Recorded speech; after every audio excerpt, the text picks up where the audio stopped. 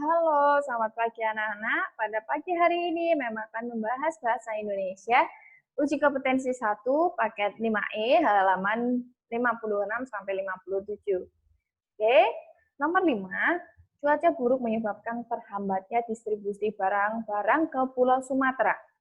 Kapal-kapal feri tidak beroperasi karena tinggi ombak di Selat Sunda. Akibatnya puluhan truk mengantri di Pelabuhan Merak.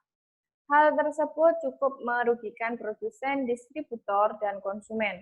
Pikiran pokok dari paragraf di atas adalah yang A, cuaca buruk menghambat distribusi barang. 6. Anak-anak zaman dahulu sering bermain di halaman rumah.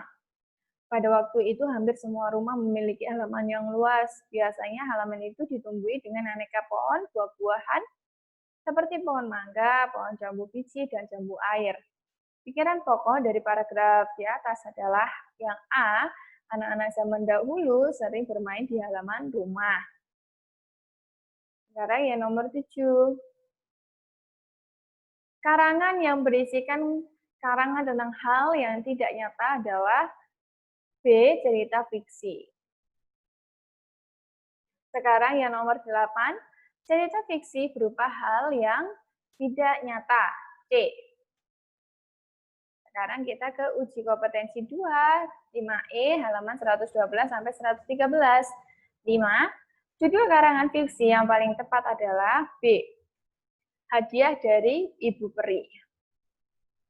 Sekarang 6. Bacalah paragraf berikut. Ciri hutan sabana adalah hampir semua jenis pohon menggugurkan daun pada musim kemarau. Pohon tidak tinggi dan banyak cahaya yang menembus ke dasar hutan. Hutan sabana mendapat curah hujan yang tergolong rendah dengan musim kemarau yang berangin. Paragraf tersebut termasuk teks non-fiksi. Jawabannya yang B. 7. Bacalah paragraf berikut. Populasi plankton di Australia telah bergeser sejauh 300 km ke arah selatan dalam 30 tahun terakhir. Pergeseran ini mengubah rantai makanan di laut. Kalangan ilmuwan percaya bahwa pergeseran populasi plankton disebabkan kenaikan suhu air laut karena perubahan iklim. Pokok pikiran pada paragraf tersebut adalah jawabannya yang D. Populasi plankton telah berpindah. Next, kita ke nomor 8. Bacalah paragraf berikut. Kepercayaan kepada Ruwintuwu atau Dewi Penari membuktikan bahwa seni tari pada masyarakat Minahasa sudah ada sejak lama. Tak heran jika Minahasa juga memiliki keragaman tari tradisional. Salah satunya adalah tari Katrili.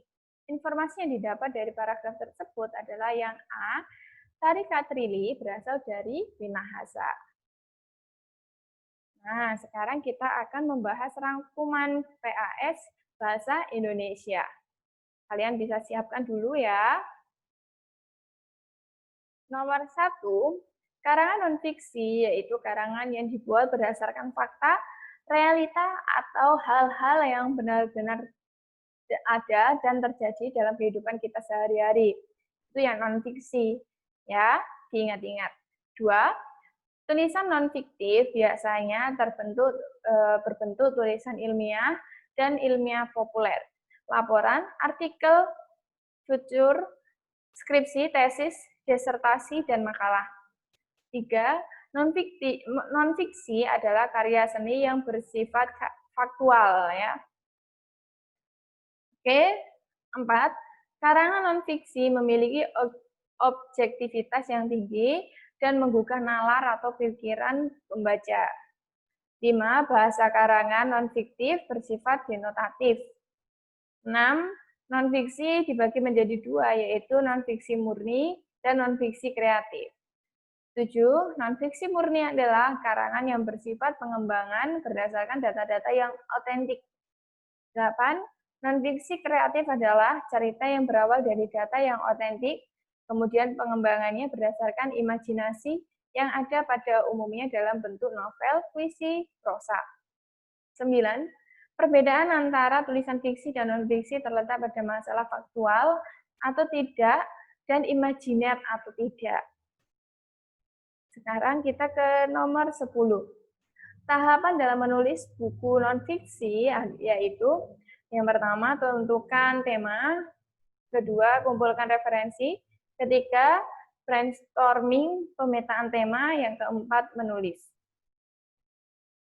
Oke, ini ada soal tambahan. Sekarang, Mem Yema akan membahas. Nomor 1, laporan dan artikel termasuk ke dalam tulisan non-fiksi. 2, tahap pertama yang dilakukan dalam menulis buku non-fiksi adalah menentukan tema. 3, masalah faktual atau tidak dan imajiner atau tidak merupakan perbedaan tulisan fiksi dan non-fiksi. 4, non-fiksi adalah karya seni yang bersifat faktual. 5, non-fiksi dibagi menjadi 2, yaitu non-fiksi murni dan non-fiksi kreatif. 6, tahapan brainstorming dan dalam menulis buku non-fiksi adalah tahapan yang ketiga. Oke, itu saja bisa Mem Yema bahas pada hari ini. Sekian dari Mem, terima kasih.